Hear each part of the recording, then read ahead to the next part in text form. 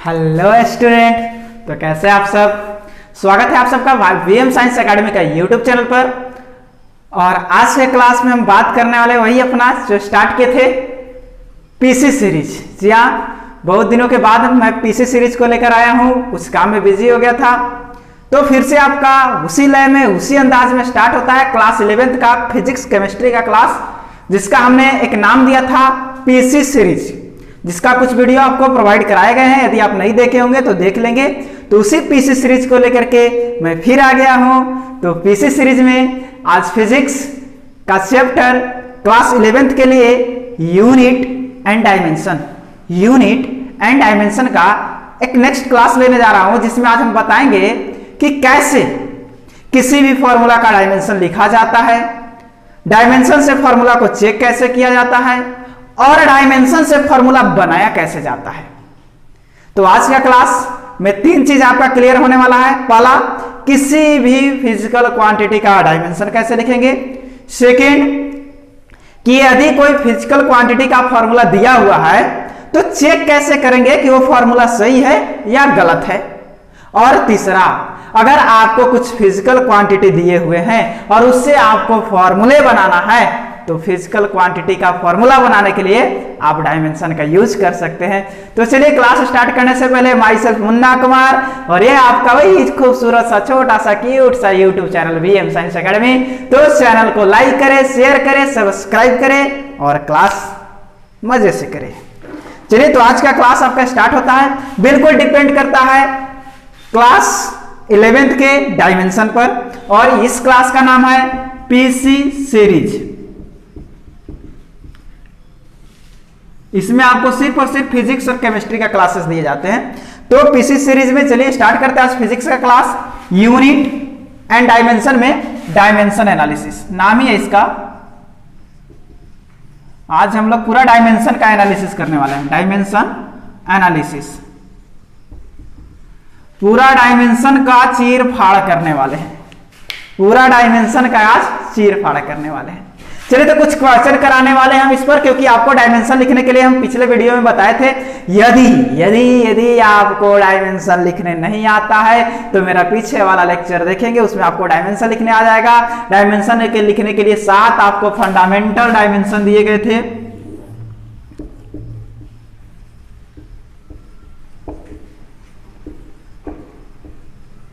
सात आपको fundamental dimension दिए थे। फर्स्ट, मास का आपका था m, लेंथ का आपका था l, टाइम का था आपका t,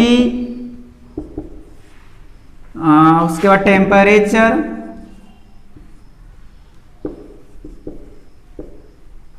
का आपका था थीटा, इलेक्ट्रिक करंट का था आपका एम्पियर, और ल्यूमिनस इंटेंसिटी,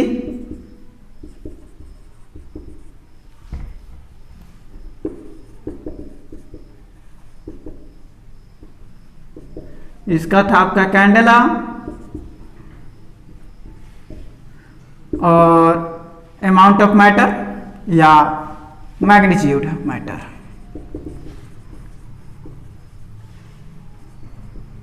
इसका था आपका मोल।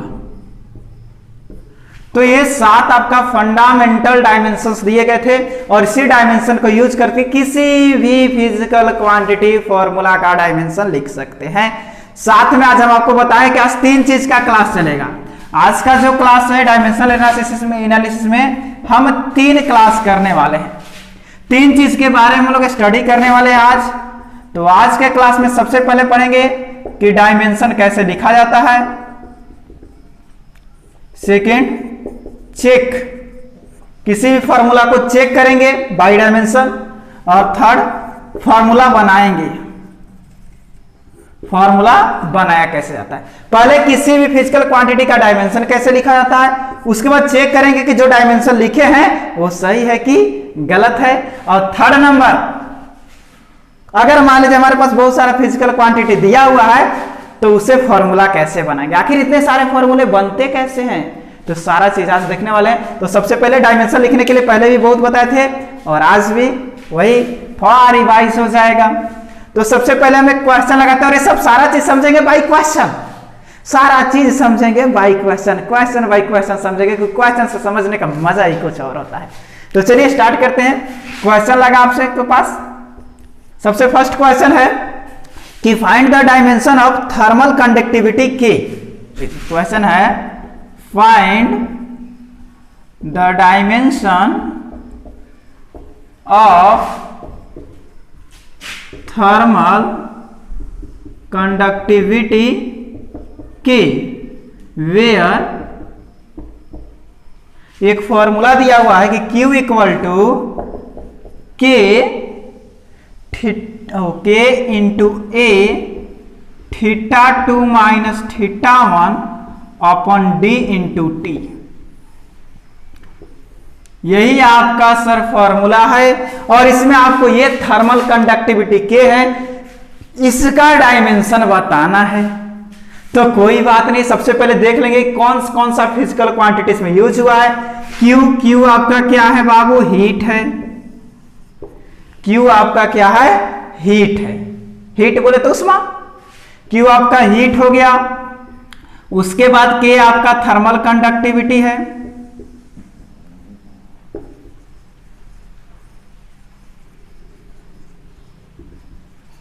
ए आपका एरिया है। थीटा 2 और थीटा 1 ये ओवरऑल क्या है, टेम्परेचर का डिफरेंस है। ये थर्मोडायनेमिक्स का क्वेश्चन है, जब थर्मोडायनेमिक्स पढ़ाएंगे फर्स्ट ईयर में ही तो आपको पता चलेगा कि क्या है। तो ये आपका टेम्परेचर का डिफरेंस है। टी आपका टाइम है और डी डिस्टेंस है। तो इतने सारा चीज यूज हुए हैं और यहां से आपको के का क्या करना है, डायमेंशन क्लियर करना है। तो चलिए सबसे पहले के का फॉर्मूला बना लेते हैं। के इक्वल टू क्या हो जाएगा, Q D upon A theta 2 minus theta 1 into T. अरे इसको इन्हें भेज दिए, सबको इधर भेज दिए। तो ये के हो गया। यहां से क्यू हीट उष्मा, उष्मा का फॉर्मूला आप लोग पढ़े होंगे क्लास 10th में भी, यहां हमने निकलवाया है। हम आपको उष्मा का डायमेंशन भी निकलवाए हैं। क्या, H equal to V I, H equal to V I. तो यहां से आप कहीं से भी लिख सकते हैं। जो उष्मा का डायमेंशन होता है sir, K equal to Q, Q Q Q उष्मा, भूल गए? चलो क्लास 10th याद कराते हैं। क्लास 10th याद कराते हैं आपको। उष्मा आप लोग पढ़े थे H equal to V I T, ये भी होता है H equal to V I T. तो चलिए यहां से इसका डायमेंशन बना लेते हैं। डायमेंशन यहां से बना लीजिए तो क्या हो जाएगा, एक तरह से बोले तो कार्य ही उष्मा है, कार्य ही उष्मा है। तो कार्य का डायमेंशन यूज कर लेते हैं। Q के जगह पर हो जाएगा एम एल स्क्वायर पर T square. D for distance, D क्या है आपका, डिस्टेंस। तो डिस्टेंस बोले तो लेंथ एल। ए आपका हो गया एरिया, एरिया क्या होता है बाबू, लंबाई इंटू चौड़ाई। तो लेंथ इंटू ब्रेथ दोनों एल है तो हो गया एल स्क्वायर। और थीटा 2 माइनस थीटा 1 दोनों टेम्परेचर है। थीटा 2 माइनस थीटा 1 दोनों टेम्परेचर है, तो टेम्परेचर का आपका हो जाएगा थीटा और टाइम का हो जाएगा टी। एल स्क्वायर से एल स्क्वायर मर गया, बचता क्या है आपका, तो के का जो डायमेंशन बच रहा है आपके पास वो क्या बच रहा है, एम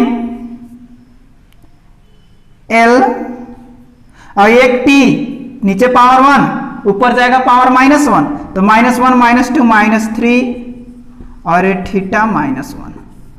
तो एम एल टी का पावर -3 थीटा के पावर -1, ये आपका हो गया थर्मल कंडक्टिविटीज का डायमेंशन। यार क्यू के जगह पर हम वर्क का, अरे भैया जितना वर्क करेंगे उतनी एनर्जी होगा, जितना एनर्जी होगा वही तो हीट होगा, वही हीट होगा। तो एनर्जी आप पढ़े हैं, वर्क इक्वल टू क्या होता है, कार्य इक्वल टू बल गुना विस्थापन, यानी फोर्स इनटू डिस्प्लेसमेंट। फोर्स होता है ml पर टी स्क्वायर और ये हो गया L, तो क्या हो गया ml स्क्वायर पर टी स्क्वायर। इसी का यूज कर दिए यहाँ पे। इंटू डिस्टेंस के लिए एल। अगर ये सब आपको नहीं आता है, ये सब आपको नहीं आता है, तो मैं आपसे बार बार रिक्वेस्ट कर रहा हूं, आप जाकर के मेरा पीछे वाला लेक्चर देखेंगे, वहां पे सारा चीज क्लियर हो जाएगा, वहां पे सारा चीज क्लियर हो जाएगा। तो इस तरह से आप देखें किस तरह से थर्मल कंडक्टिविटी के का डायमेंशन निकला। इस तरह से एग्जाम में आपको आएंगे डायमेंशन निकालने के लिए, जल्दी से नोट करेंगे। और अब से जो क्वेश्चन देने वाले हैं पहले आप ट्राई करेंगे, उसके बाद नोट करेंगे। चलिए जल्दी से नोट करेंगे या स्क्रीनशॉट ले लेंगे, स्क्रीनशॉट ले लेंगे जल्दी से, क्योंकि नेक्स्ट क्वेश्चन लगाने वाले हैं।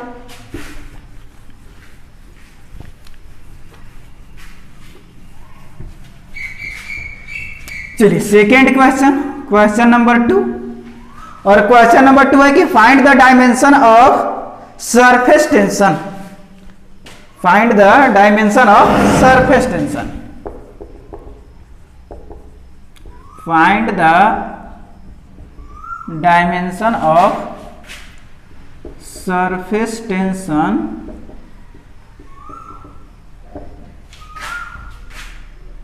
Where S equal to rho g r h by 2। चलिए इस सरफेस टेंशन को एस से डिनोट करते बाबू, ये भी आपको बताया जाएगा जब फ्लूइड मैकेनिक्स चलेगा और पढ़ेंगे। क्लास 11th में ही सारा चीज पढ़ना है, लेकिन पहले डायमेंशन सबको पढ़ लेते हैं। एस क्या है आपका सरफेस टेंशन, ये रो क्या है डेंसिटी, जी क्या है एक्सेलरेशन,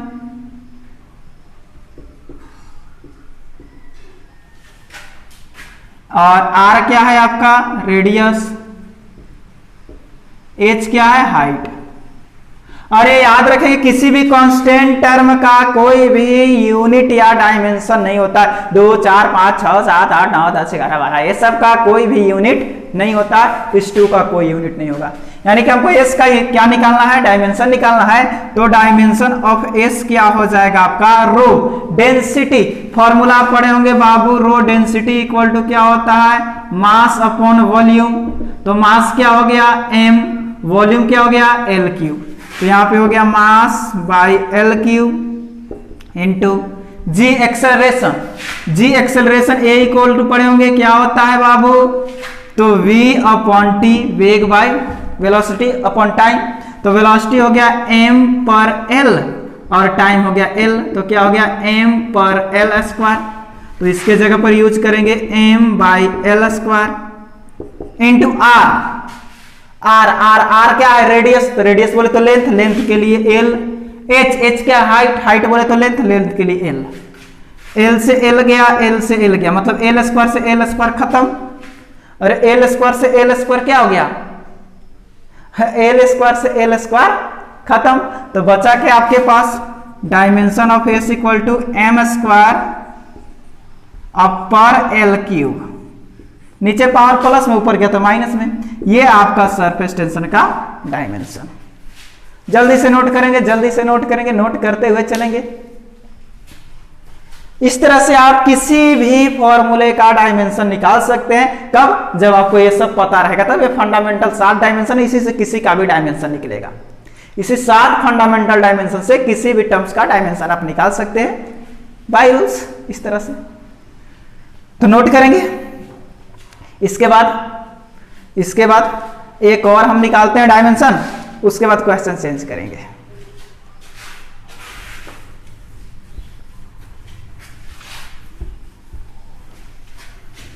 जो लोग पढ़े होंगे उनको तो ऐसा मजाक लग रहा है, कहा सर वही पीछे वाला रिवाइज करा रहे हैं। कोई बात नहीं, आपको मजा नहीं आ रहा है तो वीडियो को आगे जाकर के देखिए, बहुत शानदार शानदार क्वेश्चन आपको लगे हुए हैं, आगे फॉरवर्ड करके आप देख सकते हैं।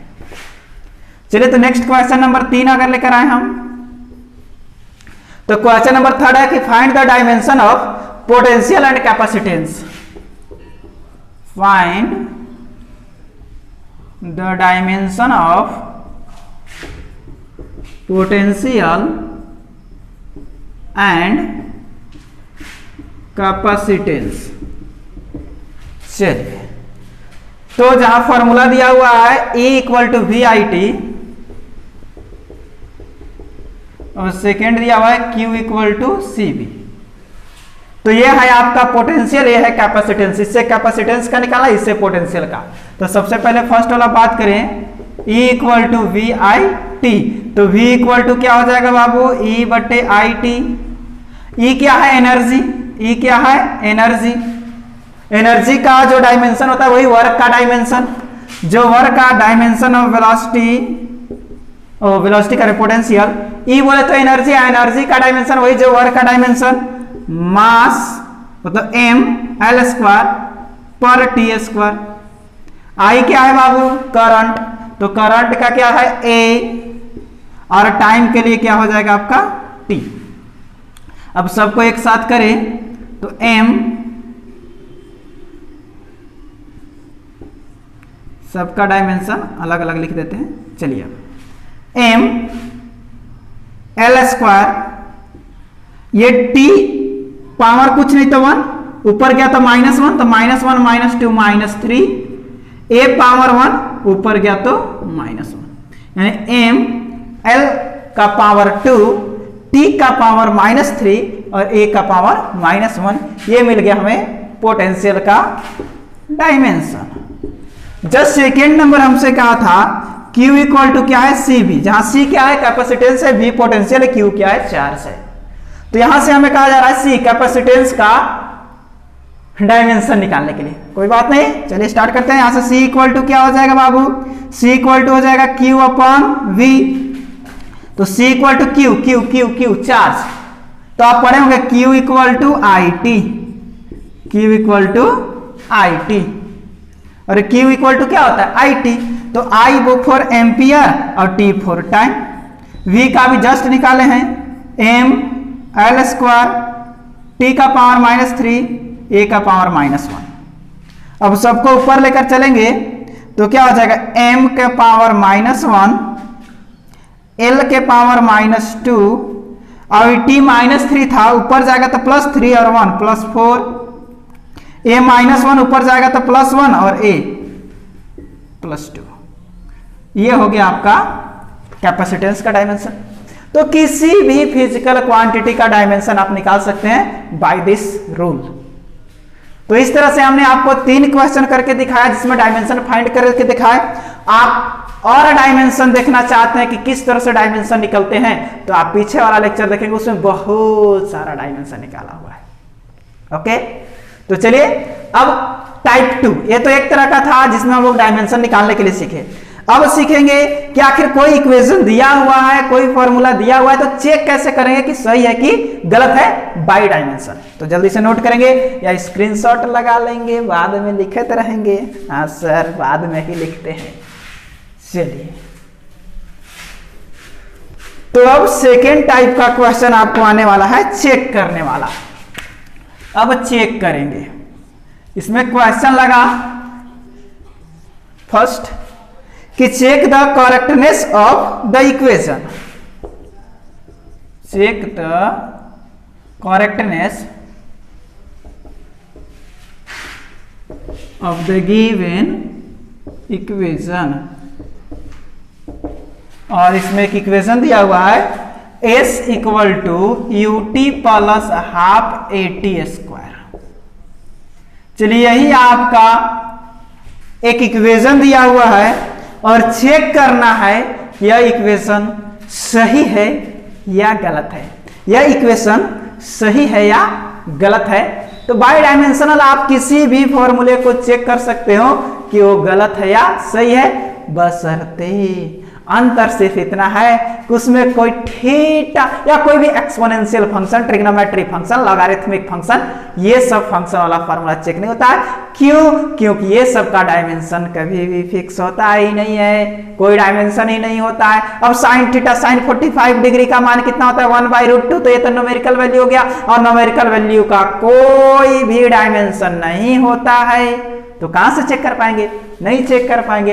तो याद रखेंगे, किसी भी फॉर्मूला को आप चेक कर सकते हैं, बस कंडीशन यह है कि उसमें कोई ट्रिग्नोमेट्री फंक्शन, लॉगरिथमिक फंक्शन या एक्सपोनेंशियल फंक्शन नहीं लगल होना चाहिए। चलिए इसको चेक करते हैं। तो याद रखें, किसी भी फॉर्मूला चेक करने के लिए एक रूल लगता है जिसको कहते हैं homogeneity rule. By homogeneity rule. अब ये होमोजेनिटी क्या है, कहिएगा सर ये क्या है, तो यार मैं कुछ नहीं कर सकता हूं, पीछे वाला क्लास में हमने होमोजेनिटी पढ़ाया है, आप जाकर के होमोजेनिटी को देखिए, वहां पे आपको मिलेगा। होमोजेनिटी क्या होता है कि किसी भी इक्वेशन में प्रत्येक टर्म्स का जो डायमेंशन होता है वो इक्वल होता है। किसी भी इक्वेशन में प्रत्येक टर्म का डायमेंशन इक्वल होता है, जो इसका डायमेंशन होगा वही इसका डायमेंशन होगा बाबू, और वही इसका डायमेंशन होगा। सारे टर्म्स का डायमेंशन क्या होगा, इक्वल होगा। हम डायमेंशन निकाल कर चेक करेंगे, अगर इसका तीनों का डायमेंशन इक्वल हो गया, इसका मतलब इक्वेशन क्या है, सही है। तो चलो चेक करते हैं, स्टार्ट। एस क्या है बाबू, डिस्प्लेसमेंट, यहां लिख देते हैं एस क्या है आपका, डिस्प्लेसमेंट। यू क्या है, वेलोसिटी, इनिशियल और फाइनल से भी मतलब नहीं है। टी क्या है, टाइम। ए क्या है, एक्सेलरेशन।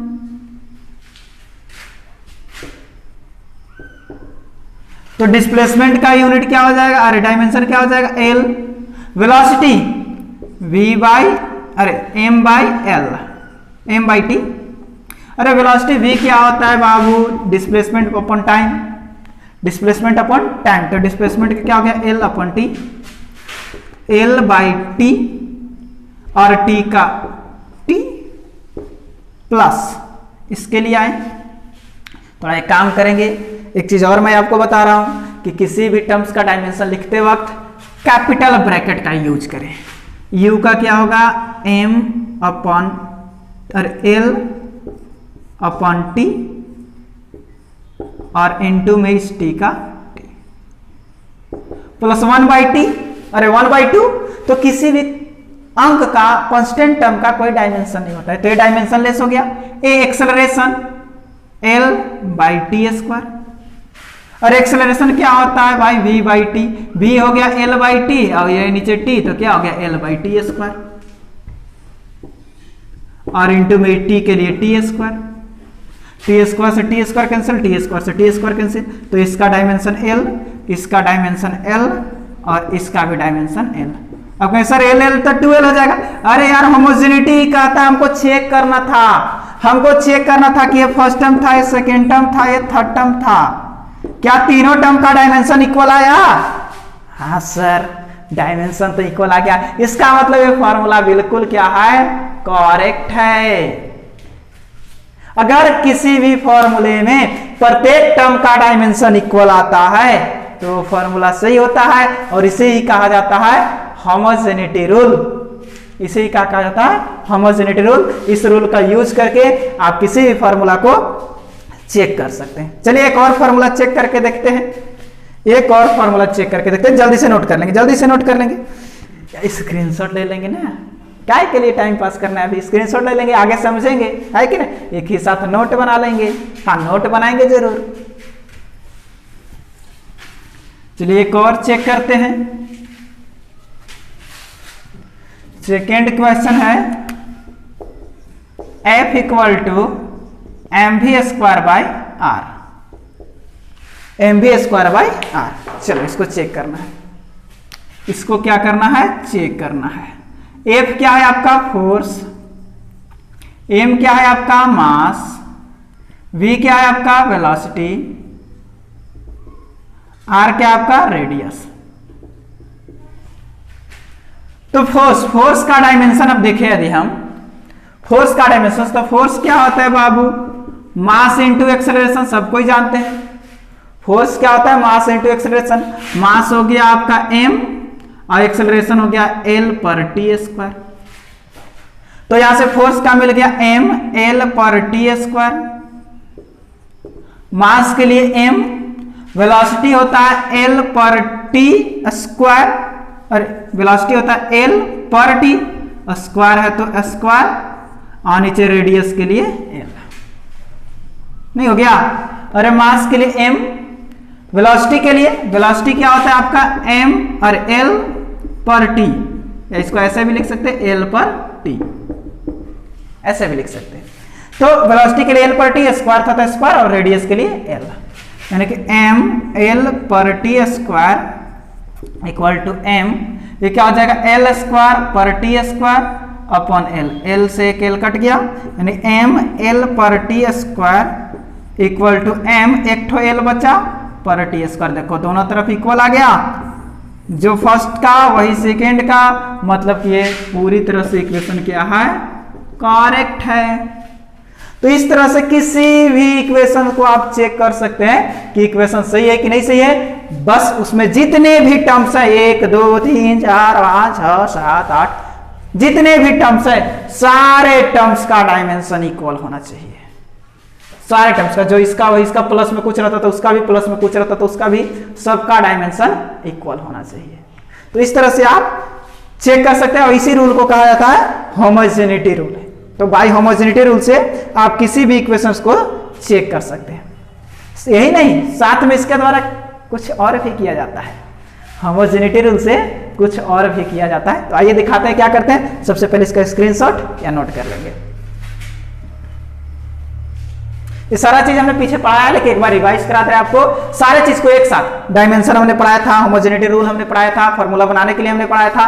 तो सारे चीज को एक वीडियो में हम बांध रहे हैं ताकि आपको कोई दिक्कत ना, क्योंकि आपको दिक्कत तो हमको दिक्कत, अरे आप खुश तो हम खुश और हम खुश तो सब कोई खुश, यही होना चाहिए।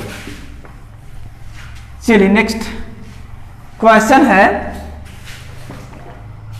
कि find the dimension of A and B, और एक इक्वेशन दिया हुआ है F equal to 80 plus BT square. यह एक इक्वेशन दिया हुआ है और इसमें आपको बताना है A का डायमेंशन और B का डायमेंशन, और कहा जा रहा है कि इक्वेशन बिल्कुल करेक्ट है, इक्वेशन करेक्ट है। तो बाय होमोजेनिटी लगाओ ना यार, होमोजेनिटी का, ताकि अगर इक्वेशन करेक्ट है तो जो इसका डायमेंशन होगा वही इसका डायमेंशन होगा, वही इसका डायमेंशन होगा। यानी आप कह सकते हैं कि dimension of F equal to dimension of 80 equal to dimension of BT का स्क्वायर। यानी कि जो इसका डायमेंशन होगा वही इसका डायमेंशन होगा, वही इसका डायमेंशन होगा कि नहीं होगा? बिल्कुल होगा। तो बताओ फोर्स का डायमेंशन, भूल गया अभी तुरंत बताए थे। फोर्स क्या होता है बाबू? मास इंटू एक्सेलरेशन, मास हो गया m, एक्सेलरेशन हो गया l पर t स्क्वायर। तो फोर्स का डायमेंशन हो गया m l पर t स्क्वायर। चलो a का तो आता पता नहीं, a को छोड़ दो, t का क्या हो जाएगा? टाइम, यहां से बना 80। यहां से b का पता नहीं, t का हो गया टाइम का स्क्वायर, bt स्क्वायर। ये यहां आ गया, ये यहां आ गया। अब इतना बराबर इतना करते हैं, फिर इतना बराबर इतना कर देंगे, दोनों का निकल जाएगा। यानी कि इसको दो भाग में बांट देते हैं, m l पर t स्क्वायर इक्वल टू 80। तो t को इधर भेज दो, t को इधर भेज दो, पावर 1 इधर आया था -1। तो a का डायमेंशन हमें बन गया m l, और ये पावर 1 इधर आया था -1, तो -1 -2 -3। चलो a का डायमेंशन बन गया। उसी तरह से यहां यहाँ आ जाइए, m l पर t स्क्वायर इक्वल टू क्या हो जाएगा? bt का स्क्वायर।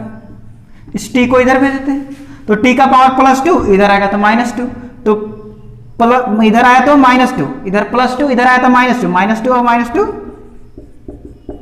-4। ये हो गया b। तो दोनों का डायमेंशन निकल गया, a का डायमेंशन यहां, b का डायमेंशन यहां। तो इसी को कहते हैं होमोजेनिटी रूल। इस रूल्स के द्वारा आप किसी भी फिजिकल क्वांटिटी का, कोई भी फॉर्मूला में किसी भी फिजिकल क्वांटिटी का आप डायमेंशन बिल्कुल आसानी से निकाल सकते हैं, जैसे कि अभी हमने दिखाया। नोट करेंगे जल्दी से।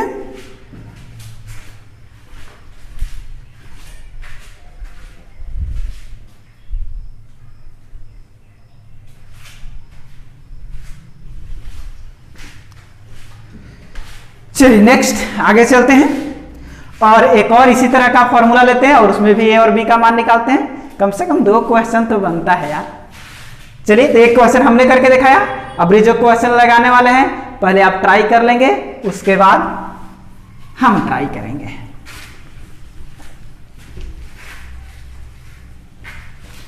चलिए तो क्वेश्चन नंबर 2, यहां एक और क्वेश्चन लगने वाला है आपका। कर find the dimension of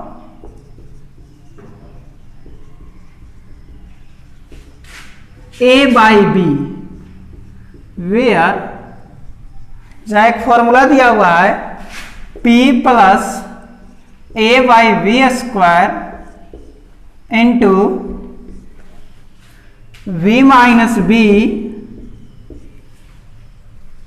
equal to RT। यह एक फॉर्मूला आपको दिया हुआ है, गिवन है, और यहां से A और B का डायमेंशन निकाल करके डिवाइड कर देना है।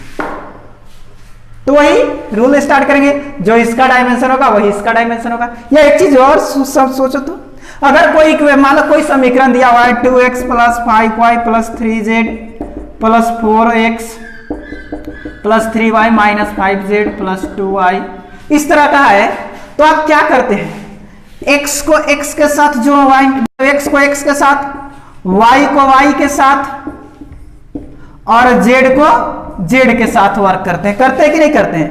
यानी कहीं भी भीड़ भाड़ में बहुत सारा टर्म्स हो तो जितना बकरी बकरी है सब एक तरफ, बकरा बकरा को एक तरफ, घोड़ा घोड़ा को एक तरफ, हाथी हाथी को एक तरफ, कुत्ता कुत्ता को एक तरफ, गधा गधा को एक तरफ, यही ना किया जाता है। यानी गधा को गधा से ही ज्वाइंट करेंगे, x को x से ही जोड़ते हैं, y को y से जोड़ते हैं, हाँ सर, z को z से जोड़ते हैं, हाँ सर, टेम्परेचर को टेम्परेचर से जोड़ेंगे, हाँ सर, नहीं जोड़ेंगे क्या, x को y के साथ जोड़ देंगे क्या, 2x प्लस 3y है, इसको आप ऐड कर सकते हैं नहीं, लेकिन 2x प्लस 5x है, इसको 7x लिख देंगे, लिखेंगे कि नहीं। अगर 2x प्लस 5x है तो इसको 7x लिख सकते हैं, लेकिन 2x प्लस 3y है इसको नहीं ऐड कर सकते, क्योंकि एगो बकरी है तो एगो बकरा है, गड़बड़ हो जाएगा कहानी। चलो दिमाग में कीड़ा मत मारो। तो याद रखेंगे x को x के साथ जोड़ते हैं, हाँ सर, y को y के साथ जोड़ते हैं, हाँ सर, z को z के साथ जोड़ते हैं, हाँ सर, यानी कि सेम क्वांटिटी है तभी जुड़ेगा, नहीं तो नहीं जुड़ने वाला है। तो याद रखो p और a बाई वी स्क्वायर को ऐड किया गया है, इसका मतलब ये और ये दोनों का डायमेंशन सेम होगा तभी तो ज्वाइंट किया गया है, तभी तो ज्वाइंट किया गया है, हाँ सर। तो जो इसका डायमेंशन वही इसका डायमेंशन, इन लोग दोनों को सब ट्रैक किया गया है, मतलब जो इसका डायमेंशन वही इसका डायमेंशन है कि नहीं है, बिल्कुल है।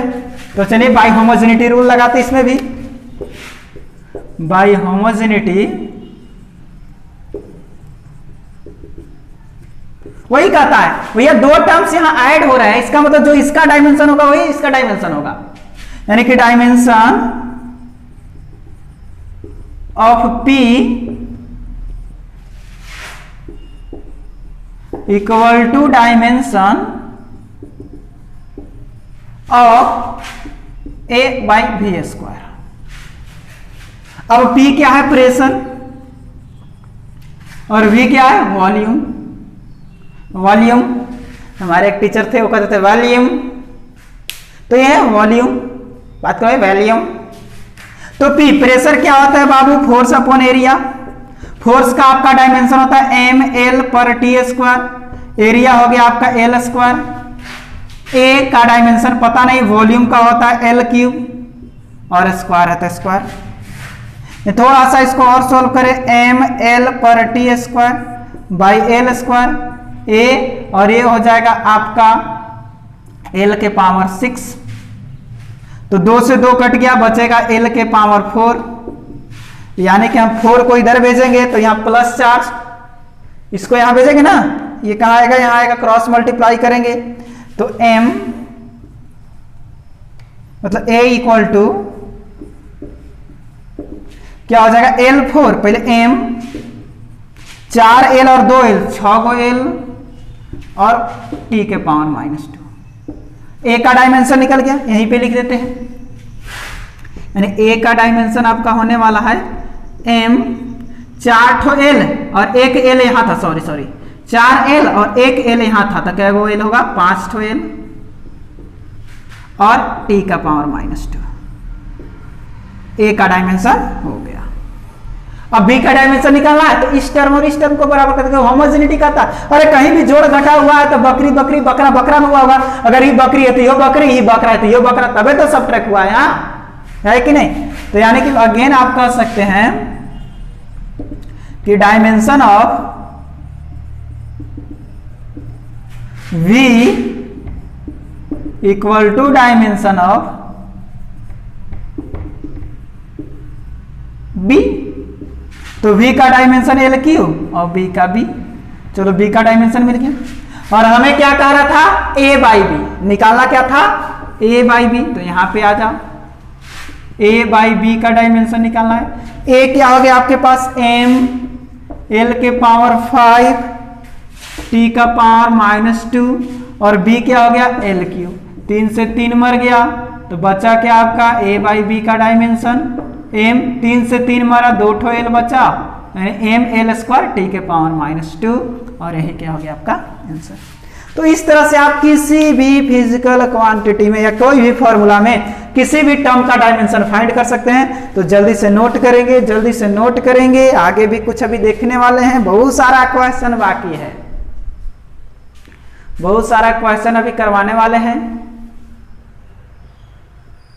थोड़ी सी लाइट कट गई है, अंधेरा आ रहा है, लेकिन दिखाई दे रहा है, दिखाई दे रहा है आपको, कोई दिक्कत नहीं होना चाहिए। चलिए नोट करेंगे या स्क्रीनशॉट लगा लो ना यार। चलिए अब बात करते हैं कुछ अलग तरह का क्वेश्चन का, मिटा देते हैं।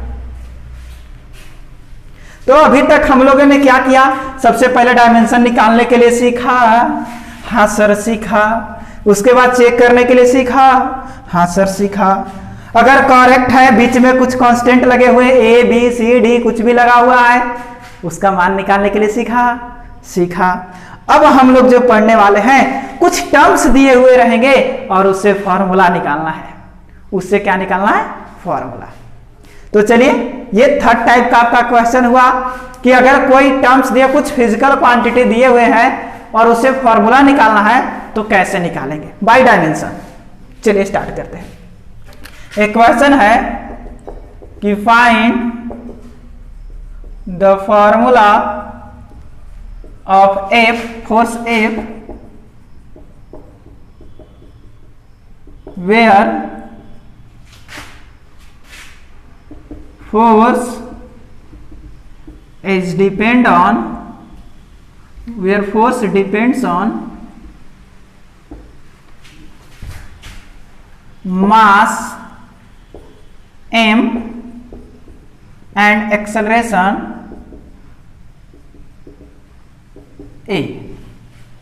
यही आपका एक क्वेश्चन है कि आपका फोर्स का फॉर्मूला निकालना है, जहां फोर्स डिपेंड कर रहा है किस पर, मास पर और एक्सेलरेशन पर। तो याद रखो बाबू, किसी भी फॉर्मूला को फाइंड करने के लिए उसके डिपेंडेंसी आपको पता होना चाहिए कि वह किस किस टर्म पर डिपेंड करता है। यही पता नहीं है तो कुछ नहीं होगा, टन टन गोपाल। तो आपको यह पता होना चाहिए कि अगर फोर्स का फॉर्मूला निकालना है तो फोर्स डिपेंड किस पर है, मास पर है और एक्सेलरेशन पर है। तो चलिए स्टार्ट करते हैं यहां से हम इसको सॉल्व करने के लिए। तो फोर्स डिपेंड किस पर है, मास पर। तो हम लिख सकते हैं force is proportional to mass, और m का पावर कुछ भी अभी। अब भैया मास के भैया इनवर्स प्रोपोर्शनल है, मतलब प्रोपोर्शनलिटी तो कहा नहीं था, डिपेंड है m पर। अब भैया m के स्क्वायर पर डिपेंड है, कि m के पावर 3 पर डिपेंड है, कि m के पावर 4 पर डिपेंड है, कि मान लीजिए पावर माइनस में भी आ सकता है। अगर -1 आ गया तो 1/m इनवर्स प्रोपोर्शनल हो जाएगा, कि m का पावर 1/2 आ गया तो रूट हो जाएगा। तो किस पर डिपेंड करता है पता नहीं, लेकिन मास पर डिपेंड कर रहा है। और मास का पावर क्या है कोई पता नहीं, आप खाली m लिख दीजिएगा तो पावर 1 हो जाएगा, लेकिन ये तो कहा नहीं है कि डायरेक्ट प्रोपोर्शनल है, तो गलत बात है। किस टर्म से डिपेंड करता है कोई पता नहीं है कि डायरेक्ट प्रोपोर्शनल है कि इनवर्स प्रोपोर्शनल है। तो मास पर डिपेंड कर रहा है, तो मास का पावर क्या दे देंगे, x। इक्वेशन क्या कर देंगे फर्स्ट। अगेन क्या कह रहा था कि फोर्स एक्सेलरेशन पर भी डिपेंड करता है, तो इसका पावर क्या दे देंगे हम, अगर एक और आता कुछ तो उसका पावर दे देते z, एक और आता कुछ उसका भी कुछ पावर दे देते हैं। तो इस तरह से आप पावर दे देंगे, इक्वेशन कर दिए 2, और दोनों को एक साथ लिख लेंगे। Force is proportional to m के पावर x इंटू a के पावर y। और जहां कहीं से भी प्रोपोर्शनलिटी चिन्ह हटाया जाता है वहां एक कांस्टेंट हटाया जाता है, याद रखेंगे। जहां से समानुपाती चिन्ह हटता है वहीं एक कांस्टेंट हटता है।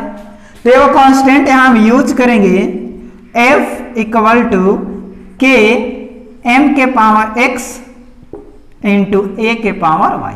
और ये जो कांस्टेंट होता है बाबू, यह डायमेंशन लेस होता है, इसका कोई भी डायमेंशन नहीं होता है। कांस्टेंट टर्म का कोई भी डायमेंशन नहीं होता है। अब यानी कि अब बाई होमोजेनिटी रूल हम लगाते हैं, तो जो इसका डायमेंशन होना चाहिए वही इसका डायमेंशन होना चाहिए, जो इसका डायमेंशन होना चाहिए वही इसका डायमेंशन, यानी कि by homogeneity dimension of f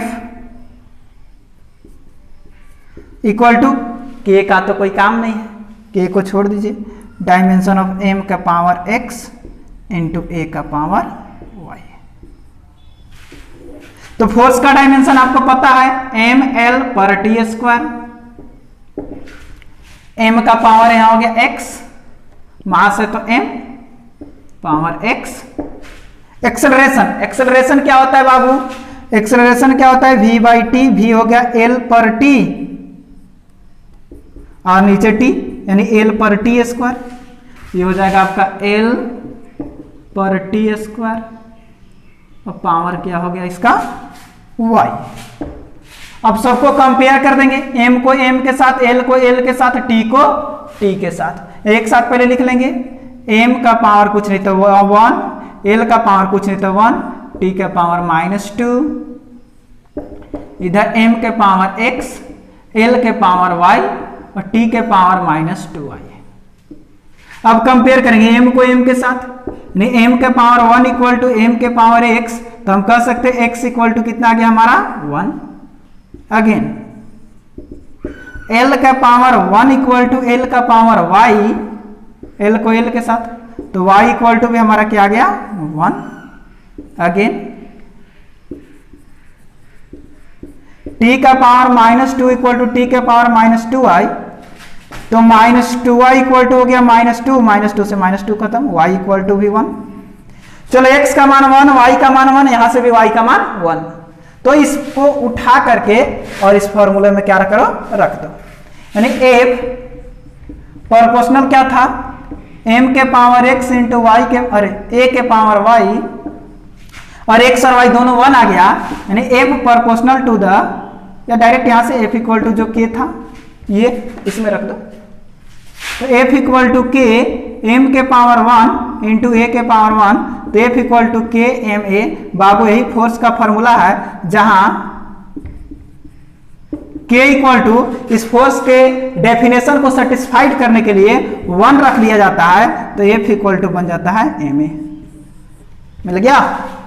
मिल गया फॉर्मूला बाई डायमेंशन से फॉर्मूला मिला कि नहीं मिला। हमारे पास इतना ही पता था कि फोर्स मास पर डिपेंड करता है और एक्सेलरेशन पर डिपेंड करता है। हमने फोर्स को मास का प्रोपोर्शनल बनाया, पावर अब कितना पर डिपेंड करता है कोई पता नहीं, तो पावर x, एक्सेलरेशन का पावर y दे दिए, दोनों को एक साथ लिखे, प्रोपोर्शनल साइन समानुपाती चिन्ह को हटाएं और एक कांस्टेंट लगाए क्या k। अब क्या हुआ, बाय होमोजेनिटी, जो इधर का डायमेंशन वही इधर का डायमेंशन, तो फोर्स का डायमेंशन क्या होता है ml पर t square, k constant dimension less है, मास का dimension m power x, a acceleration का डायमेंशन l पर t square power y, ml पर t स्क्वायर, पावर इधर कुछ नहीं था तो 1 दे दिए, m का पावर x, l का पावर y, t का पावर -2। अब m कंपेयर करेंगे तो x equal to 1, l compare करेंगे तो y इक्वल टू 1, यहां से भी y 1 आ गया, तो x और y दोनों 1, यहाँ पे x 1 रख दिए, y भी 1 रख दिए, तो f equal to k into M A. अब बाबू k क्या है, कांस्टेंट है, यहाँ पे फोर्स का डेफिनेशन को सेटिस्फाइड करने के लिए k बराबर 1 रख लिया जाता है, तो जब 1 रखेंगे तो f इक्वल टू एम ए।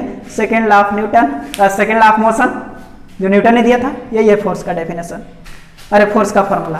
तो इस तरह से होमोजेनिटी का आप यूज करके या डायमेंशन का यूज करके किसी भी टर्म्स का, किसी भी फिजिकल क्वांटिटी का फॉर्मूला आप निकाल सकते हैं। तो जल्दी से इसको क्या करेंगे, आप नोट करेंगे और एक और फॉर्मूला हम आपको दिखाने वाले हैं। इसको नोट करेंगे, नोट करेंगे या स्क्रीनशॉट ले लेंगे, स्क्रीनशॉट ले लेंगे, जल्दी से स्क्रीनशॉट भी ले सकते हैं।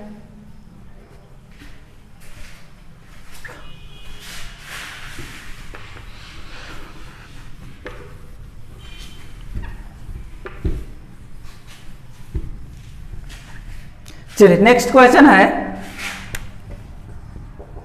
कि find the formula of time period T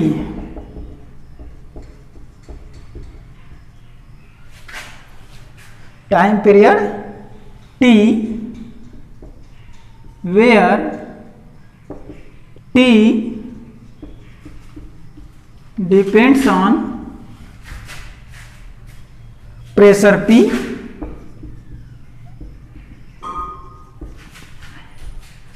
density ρ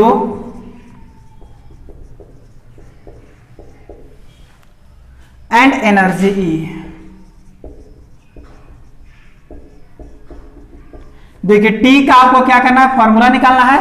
और T कितने टर्म्स पर डिपेंड करता है, 3 टर्म्स पर, एक प्रेशर P, डेंसिटी ρ और एनर्जी E।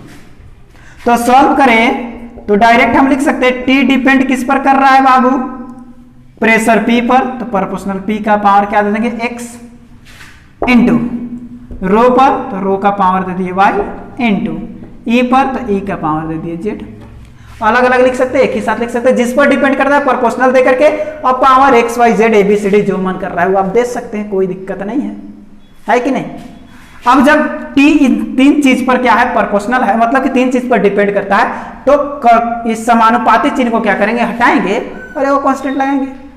यहाँ पर आराम से भी कर सकते थे ऐसे कि T प्रोपोर्शनल P के पावर x इक्वेशन फर्स्ट, फिर T प्रोपोर्शनल रो का पावर y सेकेंड, फिर T प्रोपोर्शनल E के पावर z थर्ड, जैसे पिछला क्वेश्चन करवाए थे। बात वही है, T ओवरऑल प्रोपोर्शनल होगा P के पावर x, रो के पावर y और E के पावर z का। यहां से प्रोपोर्शनलिटी को हटाएंगे और एक और कांस्टेंट को हटाएंगे, P के पावर x, रो के पावर y, एनर्जी के पावर z। ये K क्या होता है बाबू, डायमेंशन लेस होता है। K क्या होता है, डायमेंशन लेस, इसका कोई डायमेंशन नहीं होगा। अब बाई होमोजेनिटी हम यूज करिए,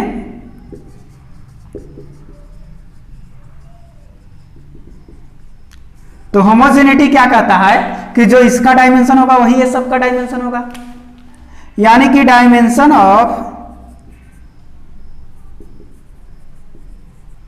T equal to dimension of P के पावर x, रो के पावर y और E के पावर z। तो चलिए सबका डायमेंशन रख देते हैं। टाइम का डायमेंशन तो T ही हो जाएगा बाबू। इधर आ जाओ, P क्या है, प्रेशर, P क्या है, प्रेशर, और P इक्वल टू होता है F बाई A, फोर्स हो गया M L पर T स्क्वायर, एरिया हो गया L स्क्वायर, एक L से एक L कटेगा यानी M पर L पर T स्क्वायर। अरे एक L ऊपर जाएगा ना एक L ऊपर जाएगा ना, तो फोर्स के, अरे प्रेशर क्या हो गया हमारा, M पर L पर T square power x। Rho density होता है आपका मास अपॉन वॉल्यूम, तो m पर L क्यूब, इसको ऐसे लिख देंगे m पर L क्यूब, तो m पर L क्यूब, पावर हो गया y। अब एनर्जी, ये तो वर्क होता है, और वर्क होता है आपका m L स्क्वायर पर T स्क्वायर, पावर क्या हो जाएगा z। अब सबको एक साथ ले, तो ये जो T है आपका, ये जो आपका T था, इसको हम लिख दे रहे हैं m नॉट L नॉट और T का पावर 1। यहां से देखें तो m का पावर 1, m का पावर 1 और m का पावर 1, तो एक और एक 2 और एक 3, m का पावर 3 और एक मिनट यहां से बनेगा m का पावर x, यहां से मिलेगा m का पावर y, पहले सबको लिख लेते हैं, l का पावर -x, t के पावर -2x इंटू यहां हो जाएगा m का पावर y, l का पावर -3y, यहां हो जाएगा m का पावर z, l का पावर 2z और t का पावर -2z, t का पावर क्या हो गया -2z। अभी m not l not t का पावर 1। अब यदि इसे हम सॉल्व करें तो क्या होने वाला है, m का power x plus y plus z into l का power -x -3y plus 2z, -x -3y plus 2z और इंटू t का पावर -2x और t यहां है नहीं, यहां -2z। अब कंपेयर कर दो m को m के साथ, l को l के साथ और t को t के साथ, यानी m के पावर 0, m के पावर इतना, यानी कि x plus y plus z equal to क्या हो गया 0, इक्वेशन फर्स्ट। यहां से चलेंगे -x -3y प्लस 2z, तो l का पावर यहाँ 0, इक्वेशन सेकेंड। वहां से चलेंगे -2x -2z equal to 1, equation third. x z है, ये दोनों इक्वेशन से क्या करेंगे, y को काट करके और x z में चेंज कर देंगे, यानी अब काम करने वाले हैं from equation number first and second में, क्योंकि यहां से हमको x y z का मान उठा करके और यहां पे रखना है। तो चलिए x plus Y plus Z equal to 0 और -x -3y plus 2z equal to 0। हमको क्या चाहिए, x और z चाहिए, y को काटना होगा। y यहाँ -3 है, यहाँ 3 से क्या कर दे मल्टीप्लाई, तो 3y और 3y कट गया, 3x में से x गया 2x, 3z और 2z, एक minute, 3x minus x, 2x 3z और 2z, यहां से हो गया आपका 5z इक्वल टू 0। तो 2x इक्वल टू क्या हो जाएगा -5z, x इक्वल टू, या छोड़ दीजिए, 2x plus 5z equal to 0। चलिए ये आपका एक इक्वेशन बन गया। अब इस इक्वेशन और इस इक्वेशन से x और z का मान निकल जाएगा, इसको इक्वेशन 4 हम नाम दे देते हैं।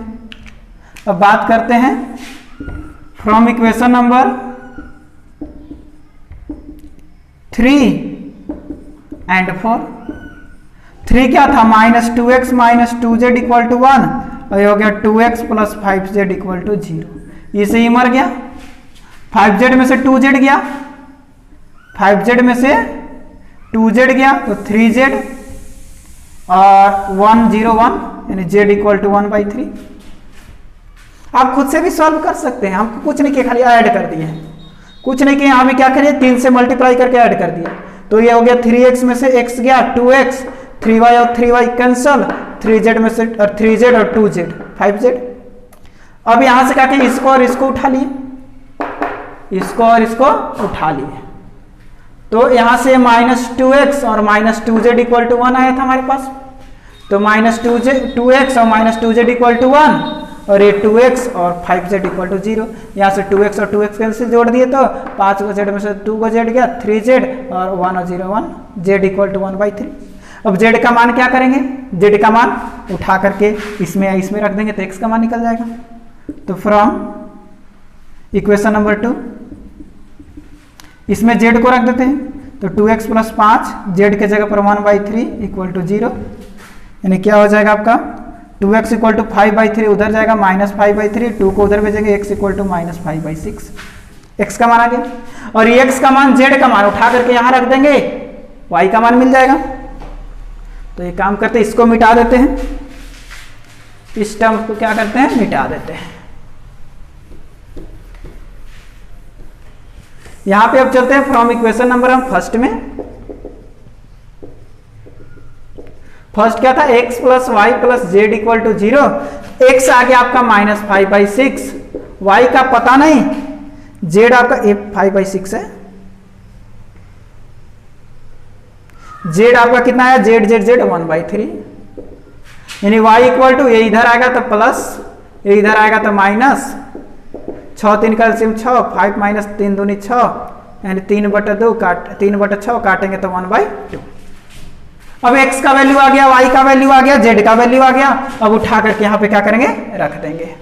तो चूंकि t इक्वल टू हमारे पास क्या आया था, k p के पावर x, रो के पावर y और e के पावर z। तो t इक्वल टू k तो आपका डायमेंशनलेस था, उसका यूज करे या ना करे। p के पावर x, देखिए तो p के पावर x, तो p के पावर x कितना आया है, -5/6 इंटू रो y कितना आया, y आया आपका 1/2 इंटू e पावर z कितना है 1/3। यही हो गया आपका टाइम पीरियड का फॉर्मूला। तो इस तरह से आप किसी भी फिजिकल क्वांटिटी का फॉर्मूला निकाल सकते हैं बाय यूजिंग डायमेंशन। और होमोजेनिटी रूल तो लगाना ही पड़ेगा, है कि नहीं। होमोजेनिटी रूल ही बताता है कि जो इसका डायमेंशन होगा इसका डायमेंशन होगा, बराबर करके एक्स वाई जेड का मान निकालिए, और एक्स वाई जेड का मान निकल गया तो उठा करके इसी में रख दो, कहानी खत्म। तो इस तरह से आप किसी भी फिजिकल क्वांटिटी का डायमेंशन निकाल सकते हैं। डायमेंशन ही नहीं, यूनिट भी निकाल सकते हैं। चलिए एक क्वेश्चन यूनिट का करते हैं, जल्दी से इसे स्क्रीनशॉट ले लेंगे। तो जल्दी से इसका स्क्रीनशॉट ले लीजिए, तो क्योंकि एक क्वेश्चन हम यूनिट का कराने वाले हैं, वो भी मजा आ जाएगा। चलो एक क्वेश्चन यूनिट का ले लो।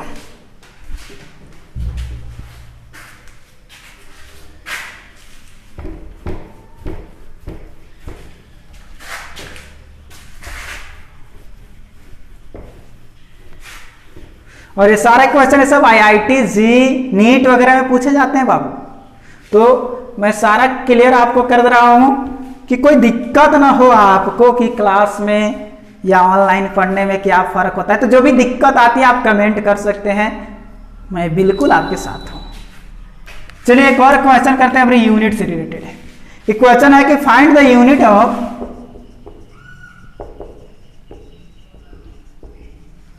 A, B and C where, एक फॉर्मूला दिया हुआ है कि V equal to √AB plus BT plus C/D plus T। इसमें A, B और C का क्या निकालना है, यूनिट। तो आप खुद से सोचिए कि बाय हम होमोजेनिटी लगाएं तो जो इसका यूनिट होगा, मतलब डायमेंशन होगा या यूनिट होगा, वही इसका डायमेंशन और यूनिट होगा, वही इसका डायमेंशन और यूनिट होगा, और वही इस सबका डायमेंशन और यूनिट होगा। यहां पे देखो नीचे दो चीज को जोड़ा गया है। अब वो जोड़ घटाव बकरी को बकरी के साथ, घोड़ा को घोड़ा के साथ, गधा को गधा के साथ होता है, यानी कि जो इसका यूनिट होगा वही इसका यूनिट होगा। तो by homogeneity rule, unit of D, A, B, C and D, चार का था। तो unit of D equal to क्या हो जाएगा, यूनिट ऑफ T हो जाएगा कि नहीं। तो T क्या है, टाइम। T क्या है, टाइम। तो टाइम का यूनिट क्या हो जाएगा, सेकेंड। टाइम का यूनिट क्या हो जाएगा, सेकेंड। एगो तो हो गया, D का यूनिट क्या आ गया, सेकेंड। एगो आंसर। अब जो इसका यूनिट होगा वही इसका, वही इसका, वही इसका। तो इसका यूनिट किसके बराबर होगा, इसके बराबर होगा कि नहीं होगा। तो again unit of V equal to unit of C/D plus T। तो V क्या है आपका, वेलोसिटी। और वेलोसिटी का यूनिट क्या होता है, मीटर पर सेकेंड। ऐसे लिख देते हैं, मीटर प्रति सेकेंड। और C का कोई पता नहीं। D का क्या हो गया, सेकेंड। T का भी सेकेंड, तो सेकेंड प्लस सेकेंड सेकेंड ही रहेगा। और इसका भी सेकेंड, इसका भी सेकेंड, तो सेकेंड ही रहेगा। सेकेंड से सेकेंड कट गया, यानी कि C का ही क्या हो गया, मीटर। मीटर बोले तो ये डिस्टेंस हो गया। C का यूनिट क्या आ गया, मीटर, और मीटर बोले तो डिस्टेंस। D का आया सेकेंड, इसका मतलब ये टाइम है। D क्या है, टाइम है। C क्या है, डिस्टेंस है, क्योंकि यूनिट आया है मीटर। सबका निकाल सकते हैं। अब मान लो यहां से B का निकालना, तो B को इसके बराबर कर दो। Unit of V equal to unit of BT। तो v का हो गया मीटर पर सेकेंड, b का भी, t का हो गया सेकेंड, सेकेंड को इधर भेज देंगे तो मीटर बटा second square equal to b, यानी b का यूनिट क्या हो गया, मीटर प्रति सेकेंड स्क्वायर, यानी एक्सेलरेशन हो गया। अरे मीटर प्रति सेकेंड स्क्वायर किसका यूनिट होता है, एक्सेलरेशन का। नहीं पता है तो पीछे वाला वीडियो देखिए, पता चल जाएगा। इसके बाद a का निकालना है, तो आओ ना, क्या दिक्कत है। यूनिट ऑफ v किसके बराबर होगा, unit of under root A B, यानी रूट का उल्टा स्क्वायर, v का square equal to A B, यानी v का होता है मीटर प्रति सेकेंड, मीटर पर second square equal to A B, और A B A B A B A B A B A B A B B निकल चुका है, b क्या है, मीटर पर सेकेंड स्क्वायर, तो b के जगह पर क्या रख देंगे, मीटर पर सेकेंड स्क्वायर, ये हो जाएगा मीटर का स्क्वायर पर सेकेंड स्क्वायर, a मीटर पर सेकेंड स्क्वायर, सेकेंड स्क्वायर गया, ए को एम से ए को एम गया, a इक्वल टू मीटर, यानी ये भी डिस्टेंस है। यानी कि ओवरऑल आपको मिल गया कि a का यूनिट क्या मिला, मीटर, b का यूनिट मीटर प्रति सेकेंड स्क्वायर, c का यूनिट मीटर, और d का यूनिट, d का मिला d d d d d d d second, यानी ये आपका हो गया मीटर है तो डिस्टेंस, मीटर पर सेकेंड स्क्वायर एक्सेलरेशन, ये मीटर मिला तो डिस्टेंस, और सेकेंड मिला तो टाइम। तो इस तरह से डायमेंशन ही नहीं, आप यूनिट भी निकाल सकते हैं, किसका यूज करके, होमोजेनिटी का यूज करके। तो ये होमोजेनिटी बहुत ही एक मस्ट टॉपिक है आपके पूरे यूनिट और डायमेंशन के लिए, जो पूरे फिजिकल क्वांटिटी के फॉर्मूले को चीर फाड़ करके धर देता है कि उसका डायमेंशन क्या होगा किसी भी फिजिकल क्वांटिटी का, उसमें अगर कोई कांस्टेंट टर्म है तो उसका डायमेंशन निकालना है तो कैसे निकालेंगे, चेक करना है तो कैसे चेक करेंगे फॉर्मूला सही है कि गलत है, और अगर कुछ टर्म्स किसी पर डिपेंड करता है उससे फॉर्मूला निकालना है तो होमोजेनिटी का रूल करके वो भी निकाल सकते हैं। तो आपके लिए एक हम होमवर्क दे देते हैं, आपको फॉर्मूला ही निकालना है, ठीक, जल्दी से इसको नोट कर लेंगे।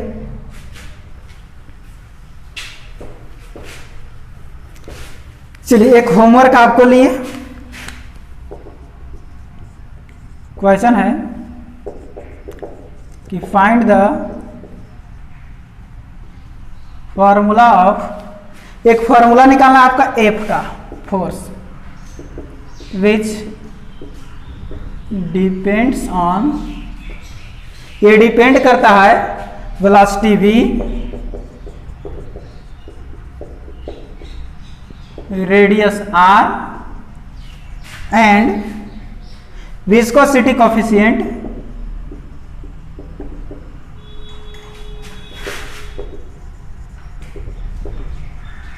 ईटा। याद रखेंगे वेलोसिटी का तो डायमेंशन आप लोग जानते होंगे, ईटा, ईटा का जो यूनिट होता है बाबू होता है केजी प्रति मीटर पर सेकेंड, केजी प्रति मीटर पर सेकेंड। तो इसका डायमेंशन हो जाएगा आपका मास, और ये मीटर है तो पर एल पर टी, इसका आप यूज कर लीजिएगा। और अगर हम सारे फोर्स प्रोपोर्शनल क्या करेंगे, v का पावर x, r के पावर y और ईटा का पावर z, सबका डायमेंशन रखेंगे, आराम से निकल जाएगा क्या। तो इसको आपको खुद से करके आना है और कमेंट में देना है, इसको देख करके सॉल्व करके और कमेंट में आंसर जरूर करेंगे, हाँ सर हमारा ये आया, इससे हमको ये पता चलेगा कि हाँ आप लोग पढ़ाई